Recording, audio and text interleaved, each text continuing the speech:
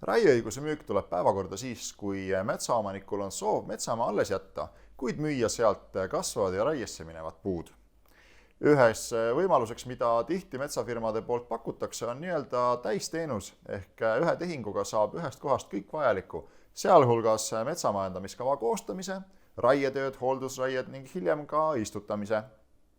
Paraku aga Eestis ei ole ettevõtteid, kes suudaks tegeleda kõigi metsas vajaminevate töödega ise.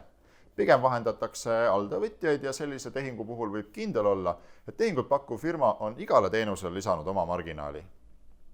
Selline tehing ei saa pea kunagi olla soodne, kui just juba alguses pole läbipaistvalt omanikule selgitatud, milliste tööde puhul alltöövõttu kasutatakse ning milline on vahendustasu.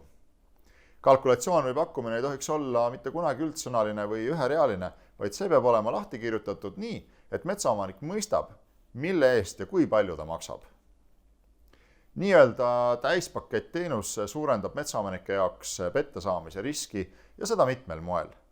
Näiteks saab metsafirma oma tuttavat ja mitte sõltumatut metsakonsulenti kasutades koostada kliendile tegelikust seisus erineva metsamajandamiskava ja näidata seal metsafirmale sobivaid andmeid ja seda täiesti seaduslikult, sest seadus lubab metsamajandamiskava koostajal eksida päris suures ulatuses. Nii saabki metsaomanikule näidata tahtlikult väiksemat mahtu, kui metsas tegelik seis on. Ka istutamise kohta tehakse kohati müstilisi hinnapakkumisi. Aktsiaseltsi Timber metsaspetsialistide kätte jõudis alles hiljuti näiteks üks hinnapakkumine, kus metsaomanikule pakuti istikuid 4 korda kallima hinnaga, kui turul keskmiselt müüakse.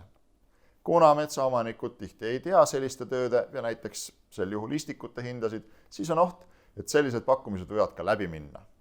Seega erinevaid nükse, kuidas kliente tõmmata, on pahatahtlike firmade arsenalis nii palju, et neid kõiki ei jõua siin ette lugedagi.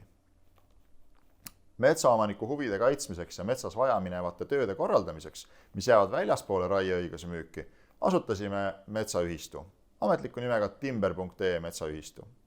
Selle liikmeks astumine on tasuta ning puuduvad ka igakuised liikmetasud või kohustused, kuid metsaomanikel on võimalik saada vastused kõigile metsakasvatust puudutavatele küsimustele.